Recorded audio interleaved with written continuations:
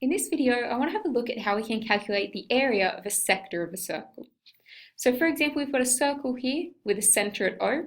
It has a radius of r, and we've got this angle in here, theta, and that theta is in radians.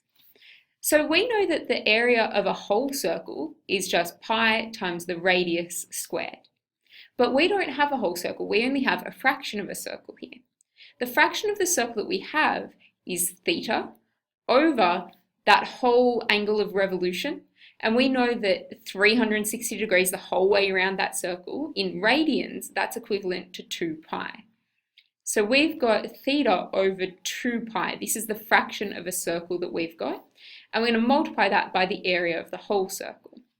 Now we can simplify that down because we've got a pi in the denominator and the numerator, so they'll divide through, and we'll end up with a half r squared theta if we rearrange it. Now this formula is another one that's given to you on your formula sheet. So the area of sector is half r squared theta. Now let's have a look at how that applies to a couple of examples. So our first example asks us to find the exact area of the sector of a circle with radius 8 centimeters if the angle subtended is pi over 6. So we're going to substitute those values into our formula. So we're going to have area equals a half times the radius squared, so 8 squared, times that angle, making sure that it is written in radians. Now we want the exact answer, so we're not going to put the pi in our calculator, but we can put the rest in, and it'd simplify to 16 over 3, which means this whole thing is going to simplify to 16 pi over 3, and that's centimeters squared.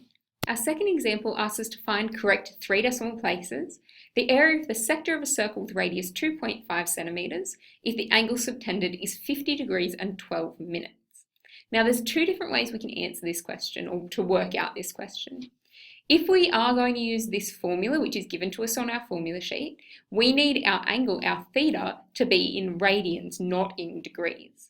So to do that, to convert 50 degrees and 12 minutes, to convert it into radians, we're going to multiply by pi over 180. And that's going to give us roughly 0.876 something. Now we're going to leave that whole number in our calculator, so don't clear it. We're going to keep using that answer through our calculations. So our area is going to be a half times our radius squared, so 2.5 squared, multiplied by our angle, which is this whole number that's still in your calculator. So 0.876 and so on. So you're going to put all of that in your calculator, and we're going to end up with approximately, so to 3 decimal places, we'd end up with 2.738, and that's centimeters squared. So that's using this formula. The other way we could do this question is we know that the area of a whole circle is pi r squared. We know that if we're working in degrees, there's 360 degrees in a whole circle, and we've only got 50 degrees and 12 minutes. So if we go back to working in degrees instead of in radians, this is the fraction of the circle that we have, and we're multiplying that by the total area of the circle. So we'd have 50 degrees and 12 minutes over 360 times pi times 2.5 squared, and that will give us that same answer of 2.738 centimeters squared.